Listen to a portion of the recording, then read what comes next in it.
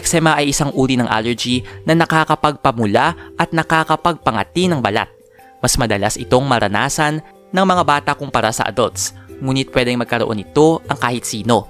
Ang kondisyong ito ay chronic o tumatagal ng mahabang panahon at mapapansing sumusumpong o lumalabas ng ilang pagkakataon. Sa kabila nito, hindi ito nakakahawa. Bago natin simulan ang video na ito, huwag kalimutan mag-subscribe sa aming channel para sa mga health and love advice at huwag kalimutan pindutin ang bell button para lagi maging updated sa aming mga bagong videos. Bagamat wala pang nadidiskubreng gamot sa eczema na makakapagpagaling nito ng tuluyan, may mga gamot sa skin allergy na pwedeng gamitin para mabawasan ang pangangati at maiwasan ang paglabas ng mga bagong eczema. Ito ang ilan sa mga gamot na pwedeng gamitin sa sakit na eczema. 1. Mupirocin.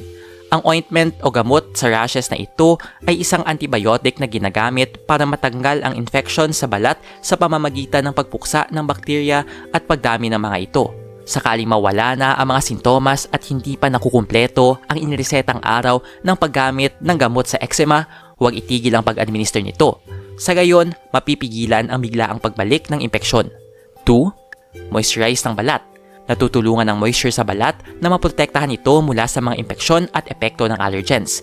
Gumamit ng lotion, cream o petroleum jelly para mapanatiling moisturize ang balat. Piliin lamang ang mga produktong hiyang ng balat o kaya naman ay approved ng dermatologist. Bukod dito, manatiling hydrated.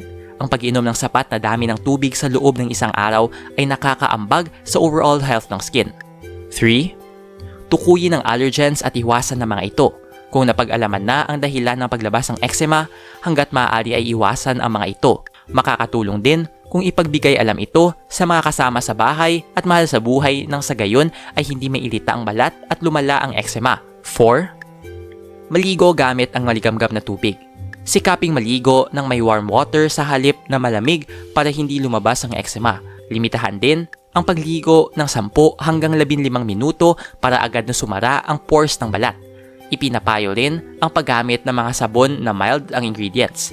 Pwede ring sumubok ng mga antibacterial na produktong aprobado ng dermatologist para maging clear ang balat mula sa eczema outbreaks. 5. Palakasin ang immune system. Tandaan ang eczema ay dala ng bacterial infection mula sa iba't ibang allergens. Kumain ng mga pagkaing mayaman sa vitamin C, gaya ng citrus fruits at leafy green vegetables para lumakas ang resistensya laban sa sakit. Maaari rin itong samahan ng pag-inom ng ascorbic acid supplements para makumpleto ang recommended dietary allowance ng vitamin C. Siguraduhin may kumpletong pahinga at active lifestyle para sa mabilisang repair ng balat at normal na circulation ng dugo na nakakatulong makapigil sa paglaganap ng eczema. Nag-enjoy ka ba sa video ito? Please hit the like button and subscribe sa aming channel para sa iba pang video tulad nito. Salamat sa panonood!